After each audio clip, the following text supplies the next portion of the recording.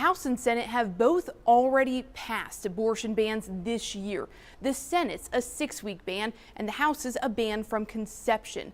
But the two chambers have been unwilling to take up each other's bills until Tuesday. South Carolina has become the abortion destination state in the Southeast because South Carolina's law is the weakest of any state in the Southeast. That's why Senate Republican leader Shane Massey says abortion is back up for debate, despite the Senate and House remaining in a stalemate over their two bills with no agreement in sight. Here's what preliminary data from DHEC shows. This time last year, about 4% of abortions in South Carolina were performed on residents of other states.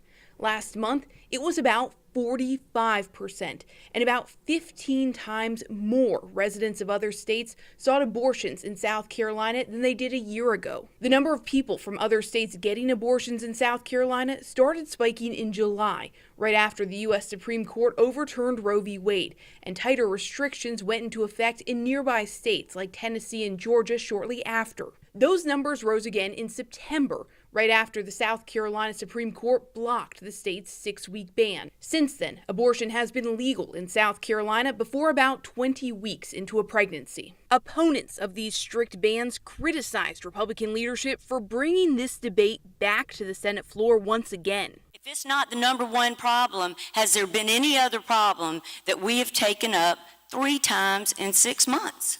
To this point, the House has not been willing to take up the Senate's 6-week ban.